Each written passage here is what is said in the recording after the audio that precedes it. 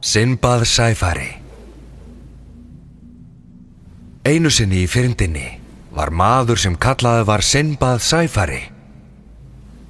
Hinn hraustasti og áræðnasti allra sæfara. Hann sigldi vítt veraldarhöfin og aflaði sér frægðar og frama. Og í för með honum var þjónn hans, Benradinn að nafni. Hvar sem þeir félagar fóru, voru ævintýrin jafnan á næsta leiti. Einn morgun voru þeir á sjó úti í sólskininu og vonuðust eftir að sjá land. Mánuðum saman höfðu þeir siglt höfin í leit að gulli og gersemum, en voru nú rammvilltir. Þarna einkennilegt sker framundan, kallaði varðmaður ofan úr siglutrénu. Sinbad hljóp fram í stafn skipsins. Að vísu sá hann eitthvað rísa upp úr sjávarfletinum, en það var ekki neitt venjulegt sker. Og meðan Sinbad og skipverjar hans virtu þetta fyrir sér, hófust geigvænlega stórir grænir fingur upp úr sjónum. Fyrst einn, svo annar, því næst heil hönd. Og síðir birtist hrikastórt og hræðilegt sætröll. Hver dirfist að raska svefnró minni, þrumaði risinn. Hann beygði sig og þreif skip Sinbads eins og það væri lítið leikfang. Hann hristi það til og við það féllu sumir skipverjanna í sjóinn. Slepptu skipinu mínu, hrópaði Sinbad sæfari, einbeittur með hendur á mjöðmum. Þú ættir heldur að berjast við mig, augliti til auglitis eins og maður við mann. Risinn skellihló. Úr því að Sinbad hafði komið honum til að hlæja, ákvað hann að þyrma lífi þeirra Benradins, að minnstakosti í bili. Hann tók nú þessa tvo litlu sæfara í tröllaukna greip sína og hélt með þá til eyjar nokkurar þar nærri. Ég kem aftur og vitja ykkar þegar ég verð svangur, sagði hann, og fleygði þeim Sinbad og Benradinn í beinarúi þar í fjörunni. Að svo búnu hélt hann leiðar sinnar.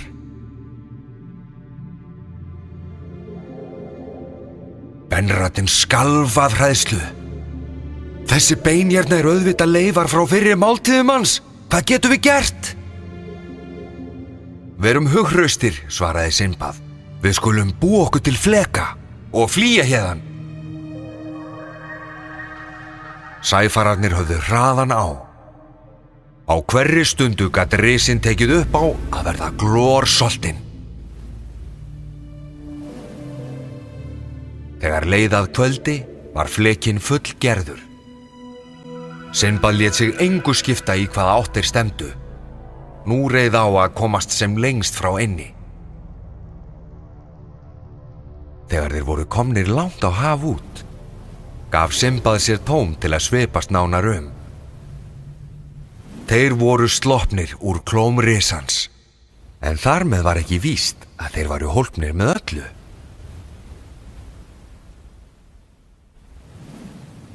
Nóttin leið og morguninn skein sól í heiði. Sæfararnir tveir voru orðnir banhungraðir og Benradinn kvartaði sáran. Ég myndi gefa allt fyrir ofurlitla matarögn, sagði hann, þó ekki væri nema dálítill fugl.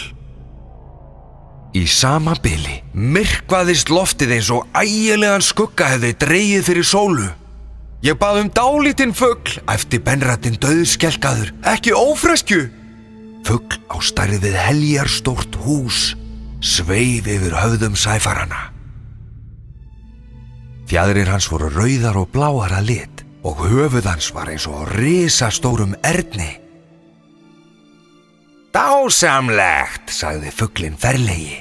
Ég var einmitt að óska þess að ég fengi eitthvað til að rísla mér við. Fuglinn steypti sér niður og þreif Sinbad og Benradinn í klær sér. Hann flaug með þá hátt til skýja.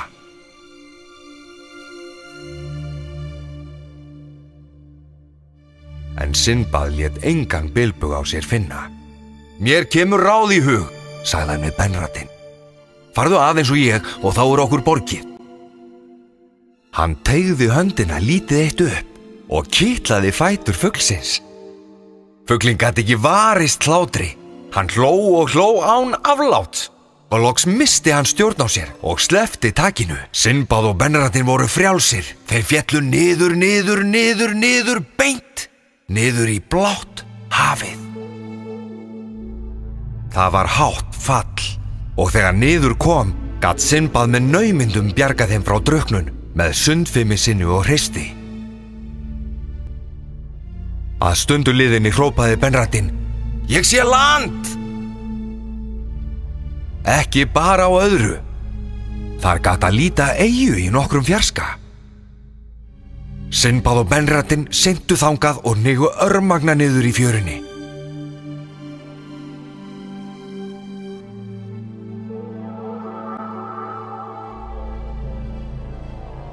Þeir félagar lágu lengi dags þar á ströndinni án þess að rumska, svo úrvinda voru þeir.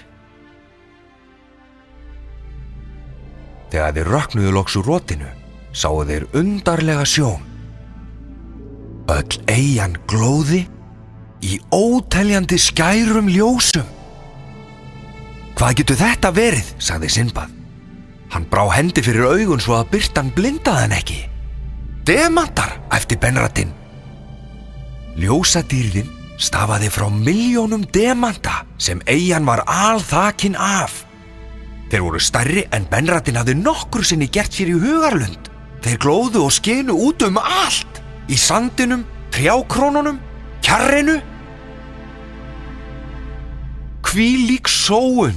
Við höfum loksins fundið óþrjótandi auðlegð án þess að geta notið hana til nokkurs. Við vitum ekki einu sinni hvar við erum niður komnir.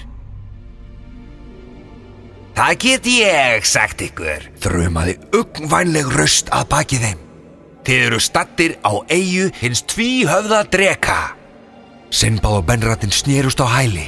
Yfir þeim gnæfði ægilegur dreki. Hann var svo sannarlega tvíhöfðaður. Annað höfuðið teygði sig eftir Sinbad en hitt seildist eftir Benradin. Benradin, hlauptu! Þarna hellir! Forðum okkur þangað! Önnur tunga drekans snerti næstu því bakið á Benradin. En til allrar hamingju komust sæfararnir tveir til hellisins. Samt vissi Sinbad að þeir voru ekki úr allri hættu. Drekinn gat brotið niður hellisveggina og elt þá síðan uppi, eins og mýs. Sinbad svipaðist eftir útleið. Sjáðu, þarna skíma. Þetta hlýtur að vera hellisopið hinum megin.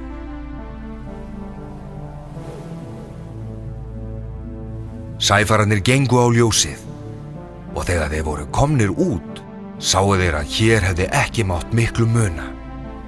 Drekinn stóð enn fyrir handan og blés nú eldi inn í hellinn. Sinbad og Benradin héldu nú hljóðlega yfir á hinn enda eyjarinnar. Þeir gættu þess að stíga ekki á eggkvassar brúnir demantana sem glóðu og glitruðu við hvert fótmál. Ég alveg sársvangur, andvarpaði Benradin. Ég myndi gefa alla demanta heimsins fyrir einn steiktan kjötbita. Í sama bili sáu þeir að heilmikið af kjöti lá þar innan demantana í sandinum fyrir framan þá. Benradin varð alls hugar feginn og stökk á stærðar kjötflykki. En Sinbad kallaði: Gættu þín, Benradin, hér kunna að vera brauð í tafli. Og nú sáu þeir að ótal ernir steyptu sér niður úr loftinu. Þeir voru á stærð við fíla. Hver þeirra hremdi eitt kjötstykki og flaug burt með það. Að sjálfsögðu var þá töluvert af demöntum fast við kjötið. Nú kom Sinbad ráð í hug. Benradin, sagði hann, haltu þér föstum við eitt vænt kjötstykki. Þegar einhver örnin hremmir það og flýgur með það burt, ferð þú sömu leið. Og þetta gerðu þeir báðir, Benradin og Sinbad. Ernirnir flugu með þá ásamt kjötinu upp í sjávarhamrana þar sem þeir áttu reiður sín. Sinbad veitti því athygli að kaðalstigar lágu frá hreiðrunum og niður hamravegginn. alla leið niður í fjöru. Og í vík einni, þar niðri, gat að líta sjóræningjaskip. Einmitt það, sagði Sinbad. Nú fer ég að skilja. Þessir sjóræningjar eru demantaþjófar. Þeir kasta kjötinu upp á land, yfir demantana, svo þegar ernirnir bera ætið í reiður sín, verða demantarnir samferða. Ræningjarnir geta óhræddir hirt þessa dýrgripi úr reiðrunum án þess að ganga í flasið á drekanum.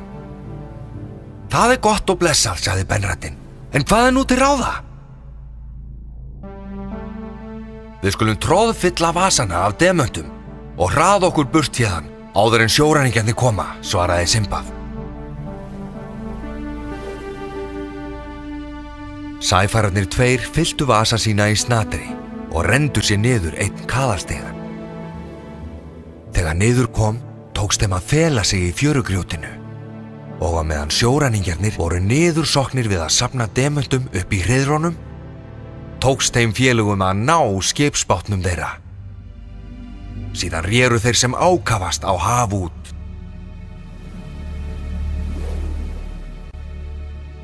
Benratin lék nú á alls oddi, ekki vegna allra demantana, heldur að því hann hafði fundið matarpingil sem sjóræningjarnir höfðu skilið eftir í bátnum. Ef við látum reka fyrir vindi, hljótu við að lenda í vinveittri höfn.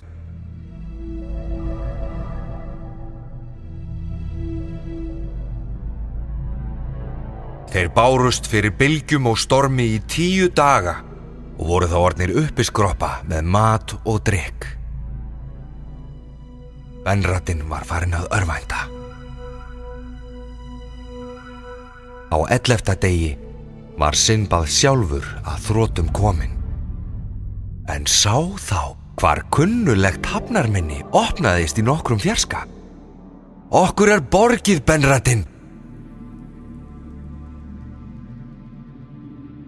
Og þannig lauk þessari ævintýralegu sjóferð þeirra Sinbads og Benratins. Þeir voru ekki bara hólpnir eftir miklar mannraunir, þeir voru auk þess orðnir vellríkir. Í nokkra mánuði sátu þeir kyrrt í hafnarborginni og söfnuðu nýjum þrótti og þreki. En þeim var ekki að skapi að dvelja lengi á sama stað. Þegar allt kom til alls var Sinbad sæfari hinn hraustasti og áræðnasti allra sæfara.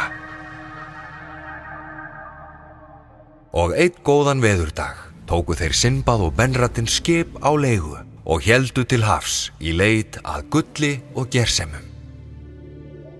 Og þeirra félaga beið jafnan nýtt ævintýri á næsta leiti